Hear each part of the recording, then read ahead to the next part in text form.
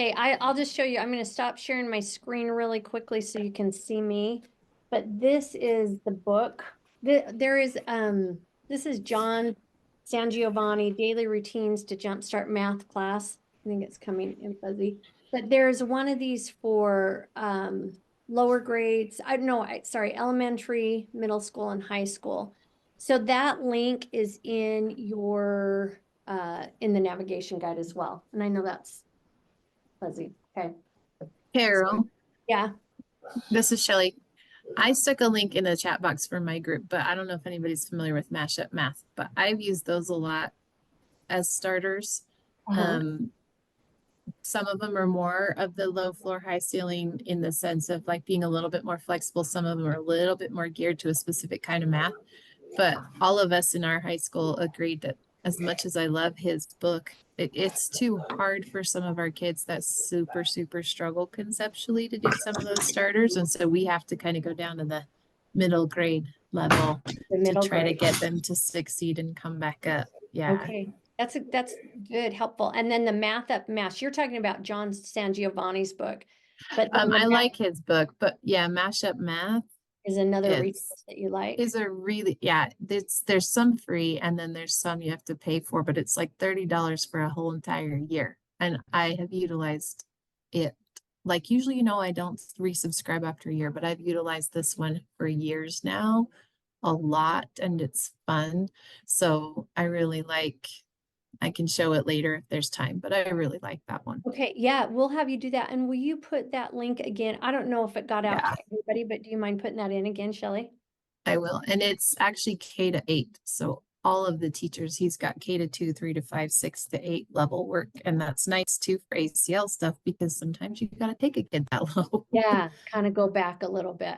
Thanks so much, Shelley. I appreciate that. All right, so our next thing I want to talk about, we kind of we want to bring this mathematics teaching framework to the forefront of some of the stuff we do with the stuff that we do with the ACL. So some of you may be familiar with it, some of you may not, but we're going to start with doing a little sort. After we do that, we're going to talk about the framework. So on the sort, here's what you guys will do again. I'm sorry, I'm going to send you back into the breakout rooms for just a minute, but here's what you're going to do. There are a set of slides that Angie, will you throw those in the chat too so they can get to them fast? We're going to have Yep. a set of slides that you guys can edit. On the slides, you'll see breakout room number 1, and then right below it is a picture just like this. What we want you guys to do is just sort these, the white little explanations, either in unproductive beliefs or productive beliefs. And just kind of take a look at those, go through them together, see which ones you think may be productive or unproductive. And on the slides under your room, breakout room, just sort those really quickly. And then we'll come back and talk about that. Angie put the link in the chat. You're going to work with your group. Oh, and some of them, it's kind of a tight space, so you might have to tilt some of them to fit them all in. Okay, guys, we popped in on a couple of rooms. How do you guys feel? Do you feel like you could tell the difference or which ones were productive and which ones were unproductive? What was kind of the gist of everything? What tends to work better with students? I think one of the things I got out of it was that the learning process is as much or more important than actually what they come out of it with, what math they learn, how they do it. And Okay, so that reasoning thinking process is as big as the content that they yeah, get. Is that what you're saying? I like better it. said. Thank you. I have one to share. Yeah. That the teacher is more of a facilitator and the kids are doing the problem solving and teacher's just guiding them. Yeah. I think I've talked to with some of the people I coach, and we really talk about who's owning the knowledge, who's really owning it. Are the students owning it, or are we kind of owning it and giving it to them? And that shift into having the students own it and being more of that facilitator is huge. Yeah. So Carol, in our group, we were only half joking about the one that says the role of the teacher is to engage them in problem solving, right? Versus the role of the teacher. I don't remember where it is. An effective teacher, somewhere where it's like it shows them step by step. I don't Like remember the where that role is. of the teacher Oh, tells students exactly what well, definition that so one it or says we know that's what we want to be, but the one that says an effective teacher makes it easy for them to understand by guiding them step by step through and ensuring they're not frustrated or confused. I was like, that's what my students think my job is. yeah. I'm a high And school teacher and I'm going to make them sort the slides. I made a copy of them and we're going to have yeah, a conversation about actually my job is on this side because they yeah. believe that the unproductive beliefs are my job. They really do. And they get mad at me when I won't do it the way they think I'm supposed to be That doing you're it. well, and in all honesty, don't you think traditionally that's probably what they've had, not because we're awful teachers, but because we are compassionate teachers and we're like, oh, we want to help you so much that we help them too much. But I love Yeah. it. Huh. Yeah, and Yeah, like Rebecca said, I do the same thing. We fall over there because we want to help them or because they've hit their frustration point. And because as much as we want to teach concepts, we still get stuck with, I must cover the content and the yeah, standards somewhere in all of this reasoning too.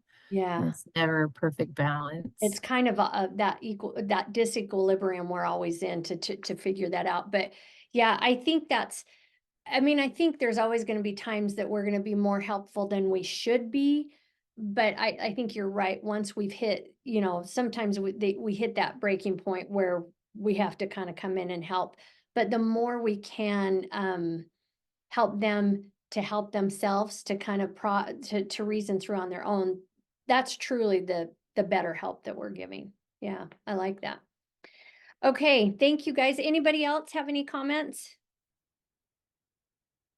All right, so this news, I'm really proud of this slide that I made. So when you see it, I want you to ooh and ah because it's pretty amazing. Look at all the stuff I put in here. Look how amazing that is. I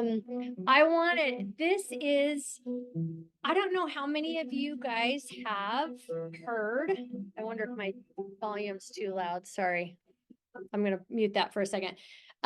If you've heard about the mathematics teaching practices, so we talk about the student practices, but there are also teaching practices, and this is one thing that we decided on in our ACL group that we really want to make this our overarching focus for the rest of our time together. We really want this to be the shift that we're making into like getting out of the habit of those unproductive beliefs and shifting over to these productive beliefs. So take a few minutes, I'm going to give you just a few minutes to kind of read through those quickly. And then we're going to kind of use those when we do our taking action in just a little bit. So take a minute, I'll give you a minute, I'll be quiet, kind of read through those. Okay. Are we good? Did I give you all a little bit enough time to look at those? So tonight I'm going to move to our next slide. As we go on to taking action, there's a couple of different options that you guys will have today. You can look at, we wanted to go back and kind of revisit everything we've learned so far and give you opportunities to work where you need to work at this point. So we looked at task 1 is kind of back at planning with the standards. So look at those priority and supporting standards for your unit, map out your standards wall, determine any prerequisite skills that might need to be taught. So you could do that for an upcoming unit, or if that's where you're at, that's the thing that you can work on.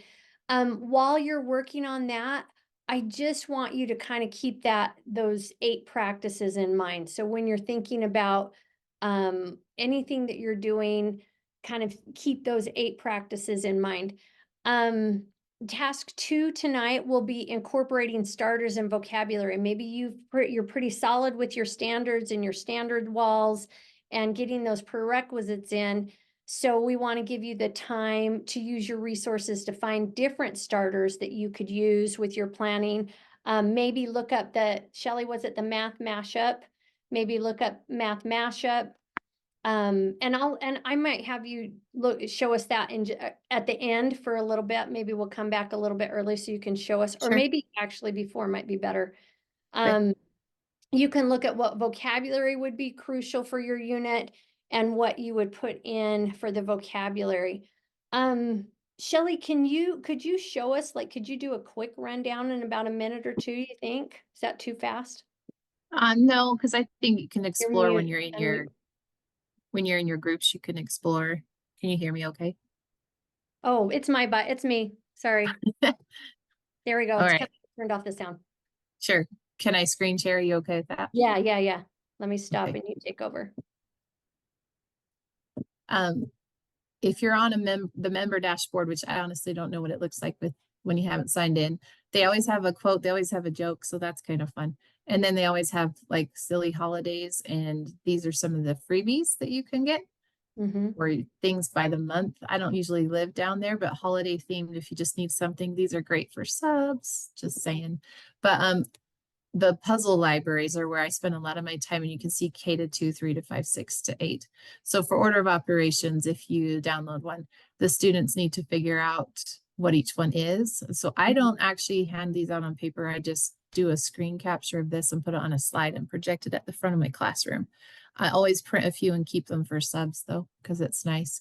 That one's a little bit less open-ended, if you will. There are right or wrong answers, but they have an entire library of which one doesn't belong, which once you've exhausted the which one doesn't belong website, these are nice. And they also have, they call them Think, Notice, Wonder, but you'll see like elementary grades, which one doesn't belong. And they have a sentence stem. I believe A, B, C, D doesn't belong because, Nice. and I really like those because we know we like which one doesn't belong. The other one I use a lot is the Notice, Wonder, and Two Truths and a Lie is also really fun. Oh, yeah. But this one, you can, if you're looking specifically for like something with lines and angles, because you can maybe kind of want to lead into your lesson a little bit, then you're looking for 4s in these numbers here.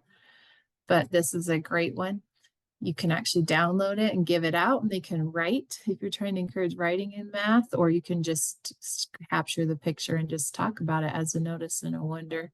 Same thing. So you can get vocabulary in here because this is an array in real life and things like that. And you can use these however you need to for your grade level. So it's a fun one to just explore. I don't know how much you can see without logging in, but you can get an idea of what they have there. So is that fast enough? Yeah, that was perfect. Thanks, Shelley. I appreciate that. Okay, so let me go back to sharing really quickly. I wanted to just remind you, let me get the right things up here. When you, whatever you're doing, if you're deciding to work on the standards or if you're working on starters and vocabulary, if you look at our navigation guide, our resources are right here. All the resources on the left-hand side kind of have to do with standards and the navigation, sorry, not the navigation guide, standards and prerequisite skills. The resources on the right are more starters and vocabulary. And then the one that Shelley showed us would be great too. But I want to show you when we linked, it's kind of doing the same thing that it's done before. So it's just giving you the whole file. Like on the starters, I think the best one to use is this resource, and it has all the links in it. So you could just kind of breeze through those and look through them and see which ones are helpful. And that's the same on, there's the which one that doesn't belong that Shelley talked about. This Jumpstart, I think each of these is, it might be a link. I think it might be a video. So I don't know if those will be resources or videos, but you can check those out. And then the vocabulary resources are the same thing. You just kind of have to click on that, and it has a few different things that you can look at. Okay. And then you can also look, I mean, the pre-session slides gave you a lot of different, for January, gave you a lot of different games and stuff for the vocabulary. So we have about at 6:25, we're gonna come back and just do our closing business. So if you guys want to go ahead and go to your workout, or not workout rooms, breakout rooms, you'll have about 25 minutes to just decide what you want to work on. If you decide you want to just work on your own, you can pop into one of the open rooms, 8 through 15, and work on your own there as well. Okay. So any questions before I send you, before you go to your breakout rooms? Couple of things that we need to do. First of all, we have the self-assessment survey. It's the one you took earlier this year, kind of just looking at your ideas about how you think about some of the things that we're talking about. So if you would take some time to complete that, if you can do it tonight, great. If not, just kind of take that when you can. The one thing we would love if you did tonight is the January collaboration exit ticket. It just gives us feedback on how we can help you better. So we love it when you guys do that exit ticket for us. So if you could complete that tonight, that would be fantastic. The self-assessment survey would be great too, but if you need to take a couple days to do that, that would be great. That would be fine. Don't forget to sign up for the Zoom link for next session, and work on your action goals when you have some time. Oh, sorry, I have the collaboration exit ticket twice in there. Next month's pre-session will come out on the 23rd. It's all about creating engaging tasks. And so make sure you watch those slides. That has some great information on them. And then we'll be ready to work on the Zoom in February, February 6th at 5 p.m. Remember here, there is a link to the teacher stipend requirements. I hope it's on your navigation guide. Yep, the link is on your navigation guide as well if you want to make sure you're meeting those requirements to get your stipend. Do we have any questions or comments before we go tonight?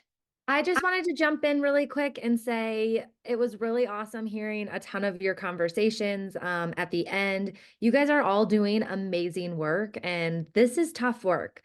It's hard and nice coming back after the new year. So I just wanted to let you guys know, thanks for being here, and hopefully you're getting some really good, tangible things out of these meetings. And anything you want to share with us in the exit ticket is super valuable for Carol and I. So we appreciate that too.